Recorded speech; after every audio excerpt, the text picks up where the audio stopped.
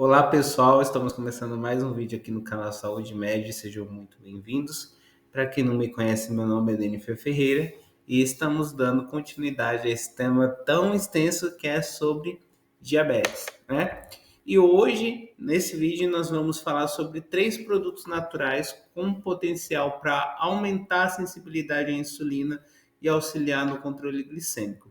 Nós estamos falando do ginseng americano, da berberina e do cromo trivalente, tá? Esses compostos vêm sendo estudados como coadjuvantes ali no manejo do diabetes tipo 2, com respaldo crescente da ciência, certo? E para você não perder mais nenhum conteúdo do canal, se inscreva agora mesmo, ative o sininho de notificações, porque aqui sempre eu trago novos conteúdos para você ficar sempre muito bem informado.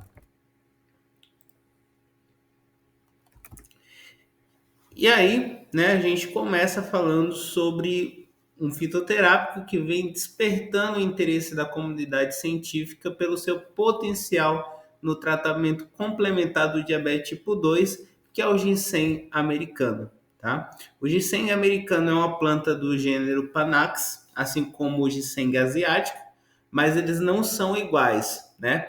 O americano é, pelo próprio nome, né, originário da América do Norte, está inclusive ameaçado de extinção em algumas regiões. Atualmente, a colheita só é permitida em 18 estados dos Estados Unidos, tá? A parte utilizada com fins medicinais é a raiz da planta, né, que é rica em compostos chamados de ginsenocídeos, pertencentes à classe das saponinas, certo? E aí, qual que é o mecanismo de ação? A literatura ela aponta 3 principais mecanismos, tá? Ele aumenta a sensibilidade das células à insulina, né? Esse é o principal. Estimula a secreção de insulina e protege as células beta pancreáticas contra a perda funcional. Quando a gente fala de evidências científicas, né? O primeiro estudo, nós vemos um ensaio clínico cruzado, randomizado e duplo cego com 24 pacientes com diabetes tipo 2, né? Resultados após 8 semanas usando 1 grama de extrato de ginseng americano. E aí, quais foram os resultados? Redução de hemoglobina glicada em 0,29%, redução da glicemia plasmática em 12,8 miligramas por decilitro, e o mais importante, sem alterações nas funções hepática e renal, tá? Depois teve um segundo estudo, né? Um estudo controlado e simples cego com 10 pacientes. Foram testadas doses de 3, 6 e 9 gramas de extrato, administradas antes de uma sobrecarga oral de glicose. O resultado foi que todas as doses reduziram bastante significativamente a glicemia após sobrecarga. E a área sob a curva da glicose também foi reduzida em 19,7% com 3 gramas, 15,3% com 6 gramas e 15,9% com 9 gramas. Não houve, né, diferença significativa entre as doses, sugerindo que doses maiores não trazem necessariamente maior benefício, tá? E aí teve o terceiro estudo, né, feito com outro perfil de ginecocídios, né, desculpa, gente, esses ginsenosídeos, a palavra é um pouquinho difícil de pronunciar. E aí foram utilizados 6 gramas com 1,66% de ginsenocídios totais, tá? O resultado foi que não houve diferença significativa na glicemia nem na insulinemia após a sobrecarga de 75 gramas de glicose. Isso nos mostra que a composição do extrato comercial ele pode influenciar diretamente ali na eficácia clínica, tá? E aí, quando a gente fala de efeitos adversos, né? De forma geral, o ginseng americano ele é bem tolerado, mas o efeito colateral mais comum é a cefaleia, tá? É importante lembrar que não deve ser confundido com o ginseng asiático nem com o ginseng siberiano, que possuem ali composições e ações diferentes, tá certo? Quando a gente fala de interações medicamentosas, né, que é um ponto essencial para a prática clínica, o que que nós vemos?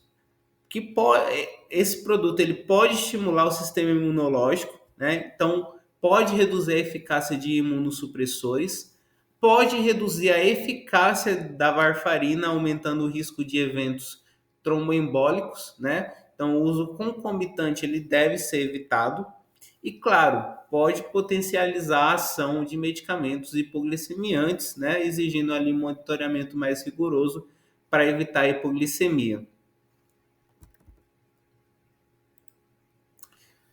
E aí a gente fala de outra substância que é a berberina, né? Uma substância natural que vem ganhando destaque como aliado no tratamento do diabetes tipo 2 e da síndrome metabólica, né?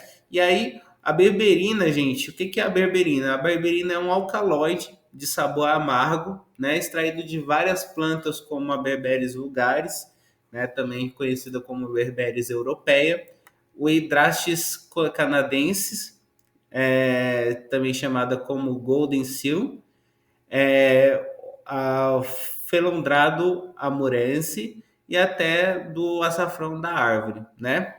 Entre essas, a Berberis europeia é a principal fonte de uso medicinal, né? Tradicionalmente, a berberina ela tem sido utilizada para tratar hiperglicemia, dislipidemias, hipertensão e também infecções, tá? Quando a gente fala de mecanismo de ação, a berberina atua em múltiplos pontos do metabolismo da glicose, né? Como, por exemplo, aumentar a secreção de insulina, estimula a glicólise, eleva a expressão do transportador de glicose GLUT4, aumenta os níveis de GLP-1, ativa os receptores de PPAR-gama e inibe a enzima alfa-glicosidase, tá? Ou seja, uma ação completa e multifatorial que vai muito além da simples redução da glicemia. E aí, quando a gente vai olhar as evidências clínicas, né, vamos aos dados científicos. Então, a meta-análise com 37 estudos clínicos randomizados envolvendo 3.048 pacientes com diabetes tipo 2 teve o seguinte resultado: glicemia de jejum, a redução média de 14,8 miligramas por decilitro, hemoglobina glicada, uma redução média de 0,63%, glicemia pós-prandial, uma redução média de 20,9 miligramas por decilitro. Só que aí a gente observa nesse estudo, né, nessa meta-análise, uma heterogeneidade significativa, mas com resultados consistentes em todos os parâmetros avaliados, tá? O uso de berberina ela não aumentou significativamente os efeitos adversos e também não aumentou o risco de hipoglicemia, tá? Quando a gente compara a berberina com a metformina, né, teve um estudo que comparou, né, essas duas substâncias em 36 pacientes recém-diagnosticados com diabetes tipo 2. Durante 3 meses, nós tivemos um resultado de um grupo que recebeu berberina 500 miligramas 3 vezes ao dia e outro grupo que recebeu metformina 500 miligramas 3 vezes ao dia. E aí o resultado no grupo da berberina observou uma hemoglobina glicada que caiu de 9,5% para 7,5%, uma glicemia de jejum de 191 para 124 miligramas por decilitro e a glicemia pós-prandial de 357 para 214 miligramas por decilitro. E o mais interessante, os efeitos eles foram semelhantes aos da metformina, né?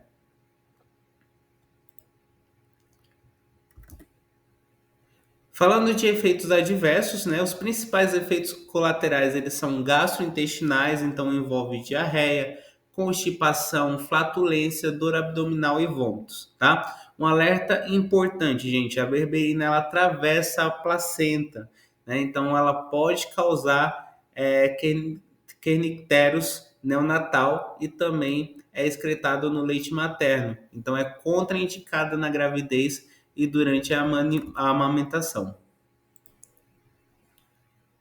Quando a gente fala de interações medicamentosas, a berberina ela inibe enzimas hepáticas importantes como a CYP3A4, a CYP2D6 e CYP2C9, né? Isso aumenta o risco de interações medicamentosas importantes, como por exemplo a elevação dos níveis de ciclosporina, né? Então o uso concomitante não é recomendado. Pode potencializar o efeito de antidiabéticos, aumentando o risco de hipoglicemia, né, por forma óbvia, e pode aumentar o risco de sangramento quando associados a anticoagulantes como a varfarina, né. Hoje, então são essas interações.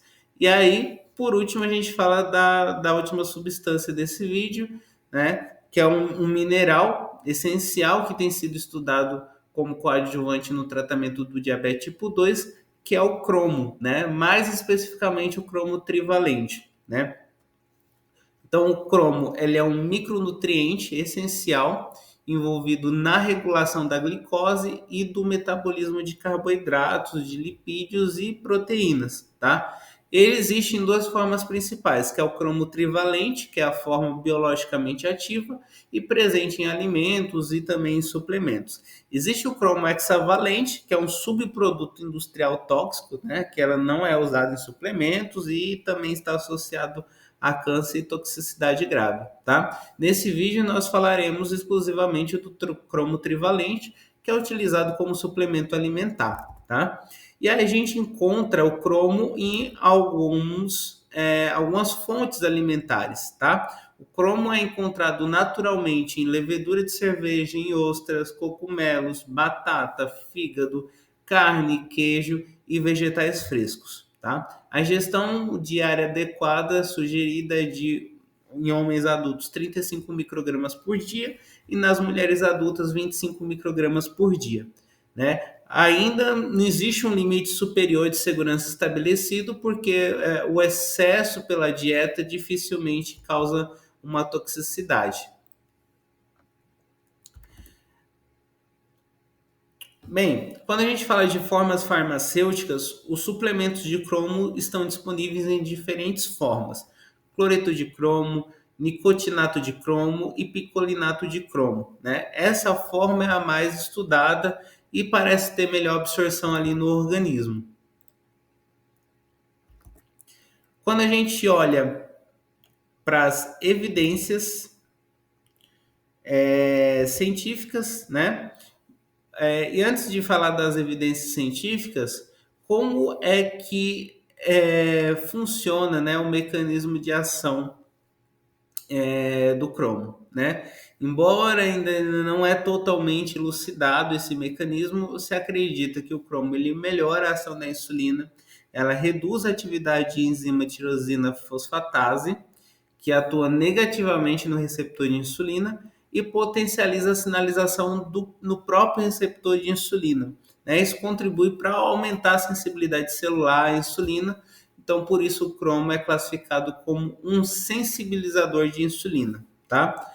E aí, falando sobre as evidências científicas, que é o que está aqui na tela, né, a gente tem alguns estudos clínicos, né? Então, uma meta-análise de 2021, com 10 estudos com 509 pacientes com diabetes tipo 2, observou uma hemoglobina glicada com redução significativa de 0,54%. A glicemia de jejum não teve uma redução significativa, né? E também nenhuma alteração significativa nos lipídios. Na meta-análise de 2020, com 28 estudos randomizados, observou uma queda de hemoglobina glicada de 0,71 mg, de glicemia de jejum, a redução de 19 mg por decilitro, insulina plasmática de 12,35 picomoles por litro, e Roma IR redução de 1,53, tá? Também teve uma meta-análise de 2014 com 25 estudos, onde teve uma hemoglobina glicada, uma redução de 0,55%, glicemia de jejum 20,7 mg por decilitro, triglicerídeos 26,6 miligramas por decilitro e HDL aumento de 4,6 miligramas por decilitro, né? E aí teve uma outra meta-análise de 2002 com 15 estudos, né? Apenas indivíduos com diabetes tipo 2 apresentaram melhora com doses entre 200 e 1.000 microgramas por dia, tá? Em indivíduos sem diabetes, nenhuma diferença significativa foi observada. Quando a gente fala de efeitos adversos, o cromo trivalente ele é considerado seguro, né, em doses elevadas, mas alguns pontos eles devem ser observados, né? O picolinato de cromo ela é a forma mais comum nos suplementos, pode causar efeitos adversos neurológicos em casos isolados, como alterações significativas, alterações cognitivas e motoras, tá? E o cromo hexavalente, como já dissemos, ele é tóxico e cancerígeno, então ele não é usado como suplemento alimentar. Tá? Quando a gente fala de interação medicamentosas, o cromo ele pode interagir com medicamentos, principalmente aqueles relacionados ao metabolismo glicêmico. Tá? Então ele potencializa o efeito de antidiabéticos orais ou insulina, então obviamente tem o risco de hipoglicemia. Então ele pode interagir teoricamente com ferro, então portanto o uso ele deve ser feito com monitoramento clínico individualizado, tá? E com isso nós finalizamos esse vídeo. Se você gostou, deixe o seu like. Lembrando vocês também que temos outros vídeos disponíveis no canal que estão organizados em playlist para que você possa acessar com mais facilidade os conteúdos. E se tiver alguma dúvida, pode deixar aqui nos comentários que na medida do possível estarei respondendo. Então até semana que vem. Um grande abraço a todos e até mais. Tchau, tchau.